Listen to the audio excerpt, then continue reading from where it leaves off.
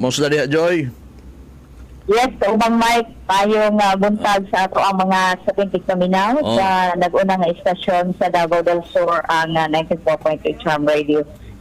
Ato ang tagat og update ang ato mga kaigsuonan karon na si Governor Tagas is padayon ang iyahang paningkamot og ubang Mike. Good news kay ang tungod sa kusog sa immune system ni Governor Tagas tungod sa kalig-on sa iyang immune system nahimong nagmadaogon sa ubang Mike kahimo sa pagsukol ingon nga nabuhi yun ang ato ang dakong paglaom. So far ang sigon sa doktor no ni Governor Tagas, si Dr. Gonzales, taas ng porsyento nga na-recover na niya or nalampasan na niya ang mga pagsulay. Ano yung ubang Mike na greater and greater works of God sa kinabuhi.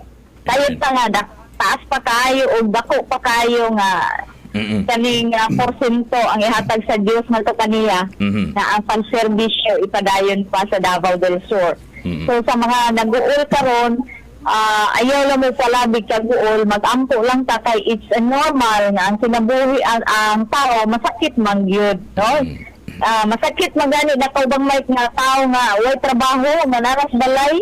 How comes pa ka digod nga grabe sa yung mojote, daghan kayong turnover ato sa mga barangayan, unya plus walking pagid niya kada buntag. So normal raman na ubang Mike nga ang kinabuhi nato ang atong lawas mo feel sa og pagsakit.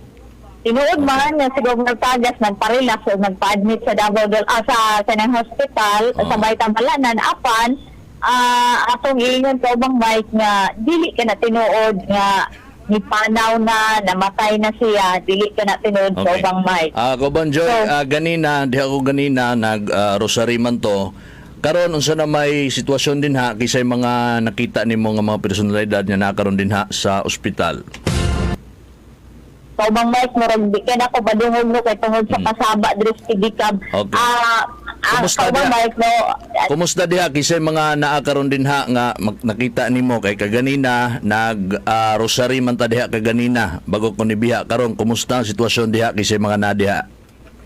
Yes, ubang Mike, no, okay lang ang sitwasyon o kining di kuan sa doktor, dunay pronouncement ang doktor nga medyo taas-taas nagporsyento ang recovery karon ni Governor Tagas. So, padayon lang siya nagpa-relax, nagpaulay, at ubang Mike, taas-taas ng porsyento, so mga 80% na siya nga medyo ko ano siya, kanang ni balik ng iyahang pang-nimuot, recovery. Okay. Sis, kisay mga nadinha nga mga nakita nimo?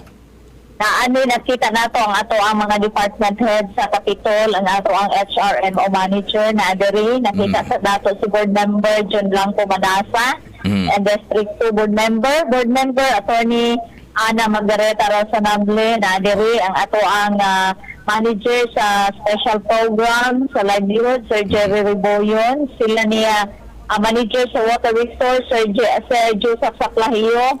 Tapos ang ato ang Congressional District Action Officer si Sir Eric Ambon, atong peso manager sa Rolly Intas kaubang Mike.